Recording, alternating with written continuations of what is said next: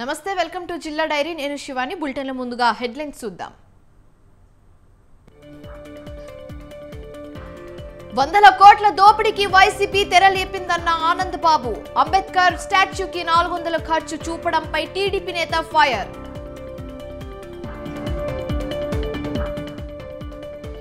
ఏపీలో ఓట్లు అడిగే హక్కు కాంగ్రెస్ కు లేదన్న భరత్ ఆ పార్టీయే ఏపీని సర్వనాశనం చేసిందన్న ఎంపీ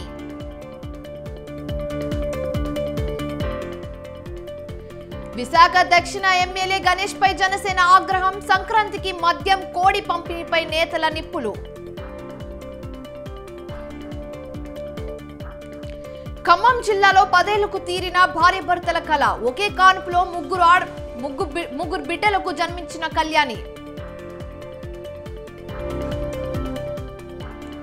పటాన్చెరులో రెవెన్యూ మున్సిపల్ అధికారుల బైక్ ర్యాలీ 18 ఏళ్లు నిండిన వారు ఓటర్లుగా నమోదు కావాలని అవగాహన కాంగ్రెస్ పార్టీ వల్లే ఆంధ్రప్రదేశ్ సర్వనాశనమైందని దానికి ఓట్లు అడిగే హక్కు లేదని రాజమండ్రి పార్లమెంటు స్థానం వైసీపీ చీఫ్ ఎంపీ భరత్ అన్నారు. ఉమ్మడి ఆంధ్రప్రదేశ్ను 2014లో కాంగ్రెస్ పార్టీ అన్యాయంగా లోపభూయిష్టంగా విడగొట్టిందన్నారు. విభజన తర్వాత ఆంధ్రప్రదేశ్కు న్యాయబద్ధంగా రావాల్సిందని రాలేకుండా చేశారని చెప్పారు. విభజన సమయంలో ఇచ్చిన హామీల్లో ఒకటి కూడా కాంగ్రెస్ అమలు చేయలేదన్నారు. వైఎస్ఆర్ ఆశ సాధనకు ఏపీ ప్రభుత్వం కోసం కృషి చేస్తున్న జగన్కు సంపూర్ణ మద్దతు ఆశీస్సులు అందజేయాలని ఎంపీ భరత్ కోరారు. ఏపీసీసీ చీఫ్ షర్మిల కూడా ఆలోచించాలన్నారు. 17 నిన్నటి రోజున గౌరవ సుప్రీంకోర్టు ఏదైతే చంద్రబాబు నాయుడు గారు సుప్రీంకోర్టుని ఆశ్రయించి తనకు సంబంధించిన స్కిల్ డెవలప్మెంట్ కేసుకి సంబంధించి ఆయన ప్రే చేసింది ఏంటి, అతని పిటిషన్లో 2 అంశాలు ప్రే చేశాడు. ఒకటి, ఏదైతే అతని పైన ఎఫ్ఐఆర్ లాడ్జ్ చేశారో ఆ ఎఫ్ఐఆర్ని కొట్టేయాల్సిందిగా అదొకటి. రెండోది, అతనికి ఏదైతే రిమాండ్ ఇచ్చారో ఆ రిమాండ్కి సంబంధించి అది అన్యాయంగా చేశారు. ఈ 2 అంశాల గురించి ఆయన పిటిషన్లో ఆయన పేర్కొనడం జరిగింది. ఒకటి, 17A అతని పైన చంద్రబాబు నాయుడు గారి పైన వర్తిస్తుందా లేదా అనేది కాసేపు పక్కన పెడితే, ఇప్పుడు ఏదైతే ప్రివెన్షన్ ఆఫ్ కరప్షన్ యాక్ట్కి సంబంధించి కానీ బడుగు బలహీన వర్గాల ఆశజ్యోతి బిఆర్ అంబేద్కర్ అన్నారు పామూరు ఎమ్మెల్యే కైలే అనిల్ కుమార్. కృష్ణా జిల్లా పామూరులో అనిల్ కుమార్ ఆధ్వర్యంలో విజయవాడలో బిఆర్ అంబేద్కర్ విగ్రహ ఆవిష్కరణ సన్నాహక సమావేశం నిర్వహించారు. ప్రపంచ మేధావి అంబేద్కర్ 125 అడుగుల విగ్రహాన్ని విజయవాడలో ఈ నెల 19న గ్రాండ్ గా ప్రారంభమవుతుందని కైలే అనిల్ కుమార్ చెప్పారు. విగ్రహ ఆవిష్కరణలో స్థానిక నాయకులు, ముఖ్య నాయకులు, ప్రజలు పాల్గొని విజయవంతం చేయాలన్నారు. సామాజిక స్పృహ ఉన్న వ్యక్తి సీఎం జగన్ అన్నారు. సచివాలయ సిబ్బంది మీరందరూ కూడా మీ గ్రామాల్లో బాధ్యత తీసుకుని వచ్చే వాళ్ళని 8 బస్సులు అంటే 342 మంది ప్రతినిధుల్ని ఈ సర్పంచులు కానీ మీరందరూ కూడా వస్తారని చెప్పి ఏదో పార్టీ కార్యక్రమంగా ఇష్టం అట్లా కూడా కాదు. రాష్ట్ర ప్రభుత్వం అత్యంత ప్రతిష్టాత్మకంగా తీసుకున్నటువంటి కార్యక్రమాన్ని మండల స్థాయిలో మీరు బాధ్యులుగా తీసుకుని మీరు ఇప్పుడు మీటింగ్ అయిపోయిన తర్వాత కూడా మీరు మీటింగ్ ఏర్పాటు చేసుకుని చేస్తే మిగతా భోజన కార్యక్రమాలు మీకు బడ్జెట్ ఉన్నా లేకపోయినా ఆ భౌతిక కార్యక్రమాలన్నీ నా వైపు నుంచి ఎలా చేయాలి, ఏంటి, వెళ్ళేటప్పుడు చేయాలా, వచ్చేటప్పుడు చేయాలా, సాయంత్రానికి అవన్నీ కూడా నిర్ణయించుకుంటాం. ఈ వైపు నుంచి మీరు చేసుకుని ఆ ప్రోగ్రెస్ మా వాళ్ళకి సాయంత్రం ఇస్తే ఎలా ప్లాన్ చేసేది కూర్చుని చేయాలి. మీరు ఎవరో బాధ్యత లేకుండా చేస్తే అది సమంజసం కాదనేది నా ఉద్దేశం. ముఖ్యంగా సచివాలయ సిబ్బంది మీరందరూ కూడా మీ గ్రామాల్లో బాధ్యత తీసుకుని వచ్చే వాళ్ళని 8 బస్సులు అంటే 342 మంది ప్రతినిధుల్ని ఈ సర్పంచులు కానీ మీరందరూ కూడా వస్తారని చెప్పి ఏదో పార్టీ కార్యక్రమంగా ఇష్టం అట్లా కూడా కాదు. రాష్ట్ర ఏపీ కాంగ్రెస్ పార్టీకి అసలైన వారసురాలు షర్మిల అని ఆ పార్టీ ప్రధాన కార్యదర్శి చిలక విజయ్ కుమార్ అన్నారు. రాహుల్ గాంధీ ప్రధాని కావాలనే కోరిక వైఎస్ఆర్ది అని దాన్ని నెరవేర్చగల సత్తా షర్మిలకు మాత్రమే ఉందన్నారు. ఏపీ పీసీసీ చీఫ్ గా షర్మిలను స్వాగతిస్తున్నట్లు విజయ్ కుమార్ చెప్పారు. షర్మిలకు పదవితో అధికార వైసీపీ వెన్నులో వణుకు పుట్టుకొస్తుందని చిలక వ్యాఖ్యానించారు. సీఎం జగన్ అన్ని విషయాల్లోనూ మాట తప్పారని మడమ తిప్పారని విజయ్ కుమార్ విమర్శించారు. ఏపీ శాశ్వత రాజధాని అమరావతికి కాంగ్రెస్ పార్టీ కట్టుబడి ఉందన్నారు.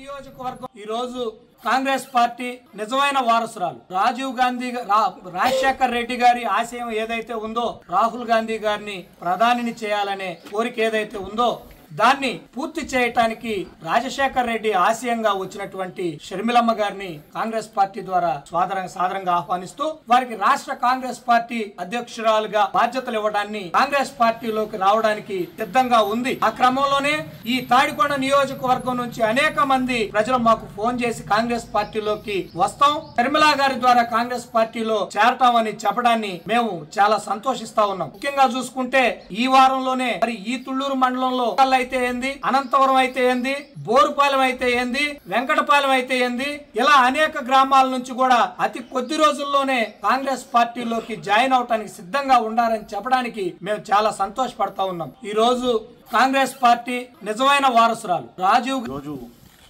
ఆంధ్రప్రదేశ్ కాంగ్రెస్ పార్టీలో చాలా శుభ పరిణామం జరిగింది. ఏఐసిసి రాహుల్ గాంధీ గారి ఆదేశాలతో, ఖర్గే గారి ఆదేశాలతో మా రాజన్న బిడ్డ, మా మాజీ ముఖ్యమంత్రి ప్రీతమ నాయకులు శ్రీ రాజశేఖర రెడ్డి గారి వారసురాలు, రాజకీయ వారసురాలైన శ్రీ షర్మిల గారిని ఆంధ్రప్రదేశ్ పార్టీకి పీసీసీ ప్రెసిడెంట్గా నియమించడం చాలా హర్షణీయం. అలాగే రాబోయే కాలంలో కూడా కాంగ్రెస్ పార్టీ పోరాటం పూర్తిగా సాధించుకుంటుందని చెప్పేసి మాకు పూర్తి నమ్మకం ఉన్నది.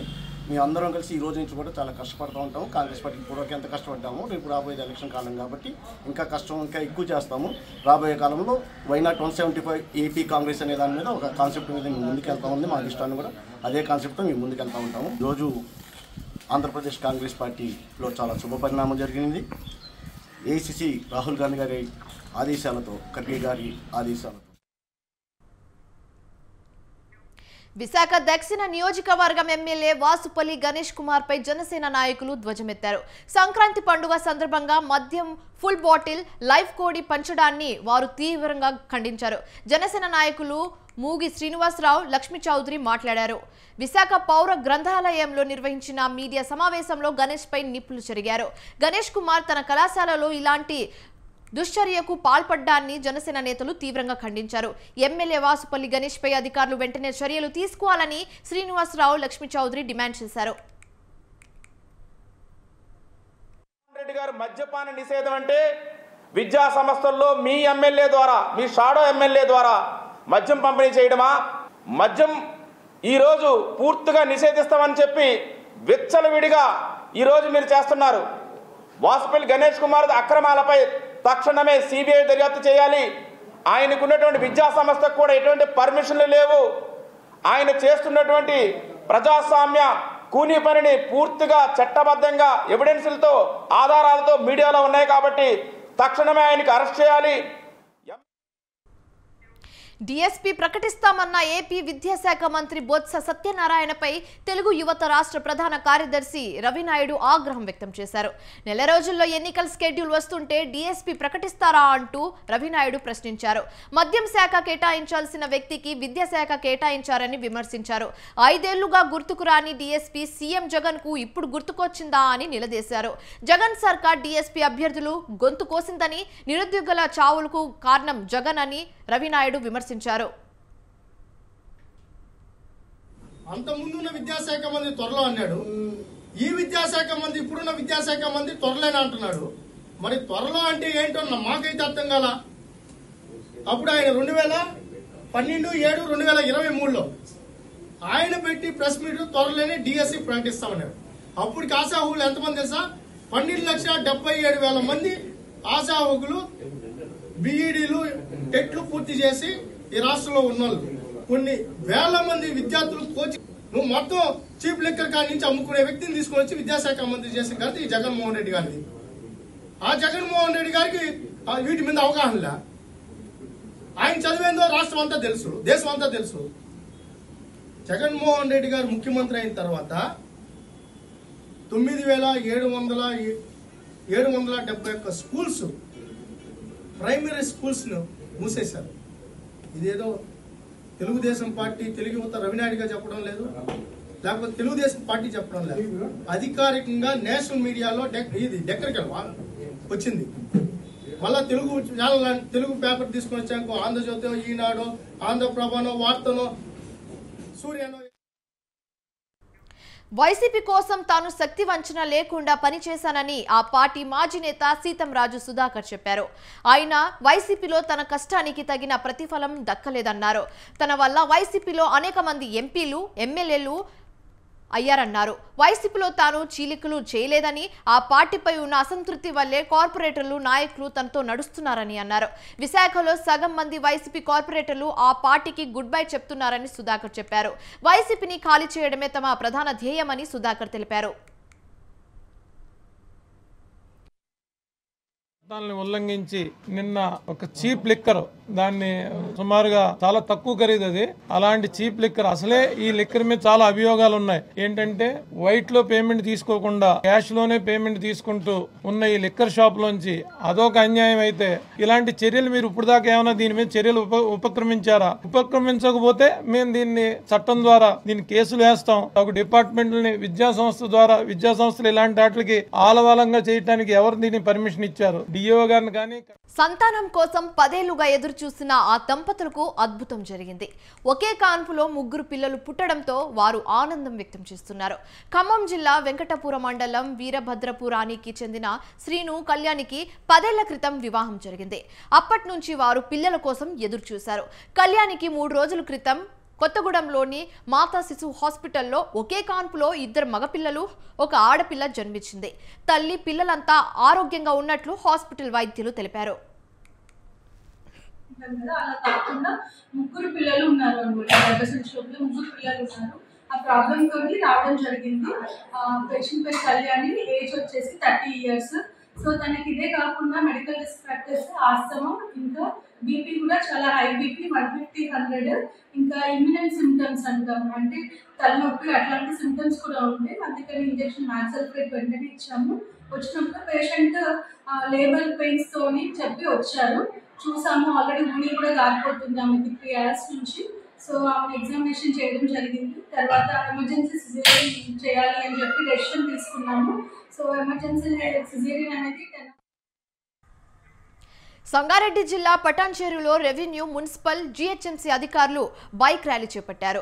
ప్రభుత్వ నిబంధనలకు అనుకూలంగా 18 సంవత్సరాలు నిండిన వారందరూ ఓటర్లుగా నమోదు చేసుకోవాలని అవగాహన ర్యాలీ నిర్వహించారు. ఈ ర్యాలీలో Patancheru MRO, Ramachandrapuram MRO, Ameenpur MRO, GHMC అధికారులు పాల్గొన్నారు. మన ఓటర్ అంటే స్వీప్ యాక్టివిటీ కింద మన పటాన్చేరు కాన్స్టిట్యూన్సీలో ఈరోజు మన బైక్ ర్యాలీ చేయడం జరుగుతుంది. యాజ్ పర్ మన గైడ్లైన్స్, గవర్నమెంట్ గైడ్లైన్స్ ప్రకారం ఈరోజు మనకి బైక్ ర్యాలీ ఉంది. ఈ బైక్ ర్యాలీ మనం మైత్రి గ్రౌండ్ నుండి మనము ఎంఆర్ ఆఫీస్ వరకు ఈరోజు ఇక్కడ చేయడం జరుగుతుంది. ఇది ఏంటంటే మనకి అవేర్నెస్, అంటే పబ్లిక్కి ఎవరైతే 18 సంవత్సరాలు నిండినరో వాళ్ళందరినీ ఓటర్లాగా నమోదు చేసుకోవాలని చెప్పి అవేర్నెస్ కార్యక్రమము. అలాగే మన ఓటు మనము వేసే విధంగా ఈ కాలం పిల్లల్లో ఆట పట్ల ఆసక్తి పెంచాల్సిన అవసరం ఉందని సీనియర్ ఐఏఎస్ అధికారి డాక్టర్ ఎంవి రెడ్డి అభిప్రాయపడ్డారు. ఇందుకోసం చొరవతో క్రీడల పోటీలు నిర్వహించడం మంచి పరిణామమన్నారు. హైదరాబాద్ చిత్రపూరి కాలనీలో కైరోస్ ఫిలోటినియా సందడిగా జరిగింది. పిల్లల్లో ఆటపాటల పట్ల అభిరుచి పెంచడమే లక్ష్యంగా ఈ కార్యక్రమం నిర్వహించారు. కేజీ నుంచి హై స్కూల్ వరకు వివిధ తరగతుల పిల్లలు ఆటపాటలతో సందడి చేశారు. వెలుగులు చిమ్మే లైటింగ్ సందడితో పోటీ పడుతూ పిల్లలు ఆటపాటలతో హోరెత్తించారు. కైరోస్ ఈవెంట్ను M V Reddy, Kairos chairman Venkat Reddy అభినందించారు. కార్యక్రమాన్ని మెరపాల శ్రీలక్ష్మి సమన్వయం చేశారు.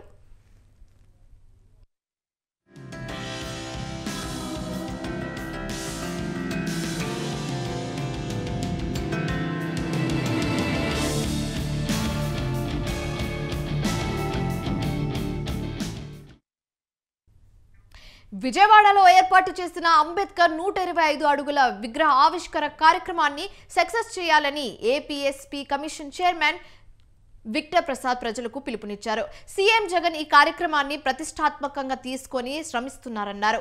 విజయవాడ స్వరాజ్ మైదానంలో 20 ఎకరాల విస్తీర్ణంలో 400 కోట్ల రూపాయల వ్యయంతో అంబేద్కర్ విగ్రహాన్ని ఈ నెల 19న సీఎం జగన్ ఆవిష్కరిస్తారని చెప్పారు. మనిషిని మనిషిగా గౌరవించేలా చేసేందుకు అంబేద్కర్ చేసిన కృషి చాలా గొప్పదని చెప్పారు. అదిగాక విజయవాడ నడిబొడ్డులో స్వరాజ్ మైదానం, చారిత్రాత్మక మైదానం, 400 కోట్లు ఖర్చు పెట్టి ఒక అద్భుతమైనటువంటి విగ్రహం. పెడస్టల్ 80 అడుగుల ఎత్తు, కేవలం విగ్రహం మాత్రం 125, అంటే 205 అడుగుల ఎత్తులో భారతదేశంలో కని విని ఎరుగిన రీతిగా ఒక అద్భుతమైన కళాఖండాన్ని తీసుకొచ్చి జగన్మోహన్ రెడ్డి గారి నాయకత్వంలో రేపు 19 బాపట్ల జిల్లా వీరన్నపాలెంలో 4 రోజులుగా నిర్వహించిన నాటిక పోటీలు ఆహ్లాదక వాతావరణంలో ముగిశాయి. ఈ పోటీలో కరీంనగర్కు చెందిన చైతన్య కళాంజలి వారి చీకటి పువ్వు నాటిక ఉత్తమ నాటికగా బహుమతి గెలుచుకుంది. ఉత్తమ ద్వితీయ ప్రదర్శనగా హైదరాబాద్ కళాంజలి వారి రైతే రాజు, ఉత్తమ తృతీయ ప్రదర్శనగా శ్రీకాకుళానికి చెందిన సర్వాణి గ్రామీణ సాంస్కృతిక సేవా సంఘం వారి కొత్త పరిమళం నాటికలు ఎంపికయ్యాయి. బహుమతులు గెలుచుకున్న నాటికల సంఘాలకు ఎమ్మెల్యే ఏలూరి సాంబశివరావు నగదు అందించారు. తను ఆ పనులన్నీ కూడా వదిలిపెట్టి ఇక్కడికి వచ్చి ఈ కార్యక్రమంలో వాలంటీర్గా పార్టిసిపేట్ చేస్తూ ఉన్నారు. మనస్ఫూర్తిగా వారికి కూడా అభినందనలు తెలియజేస్తా ఉన్నాను. అట్లా ఎంతోమంది ఈ కార్యక్రమంలో వారి యొక్క సమయాన్ని, లేకపోతే డబ్బుని, లేకపోతే వారికి ఉన్న శ్రమని, ఇవన్నీ కూడా వెచ్చించి ఈ కార్యక్రమాలని దిగ్విజయంగా ముందుకు తీసుకెళ్తున్నారు. అందరినీ, ప్రేక్షకులందరికీ కూడా ఒక మంచి ఆనందాన్ని కలిగిస్తున్నారు. కాబట్టి మనస్ఫూర్తిగా మరొకసారి ధన్యవాదాలు తెలియజేసుకుంటూ, తిరుమల శ్రీవారిని Telangana high court CJ Alok Aradhe, actor Shyam, Telangana MLA Rajender Reddy దర్శించుకున్నారు. వీఐపీ విరామ సమయంలో వారు వేరువేరుగా శ్రీ వెంకటేశ్వర స్వామి వారి సేవలో పాల్గొన్నారు. వారికి ఆలయ అధికారులు స్వాగతం పలికి దర్శనం ఏర్పాట్లు చేశారు. శ్రీవారిని తాను తొలిసారి దర్శించుకున్నట్లు ఆలయ వెలుపల యాక్టర్ శ్యామ్ అన్నారు. రంగనాయకుల మండపంలో వీఐపీలకు వేద పండితులు వేద ఆశీర్వచనం చేశారు. అధికారులు తీర్థ ప్రసాదాలు అందజేశారు.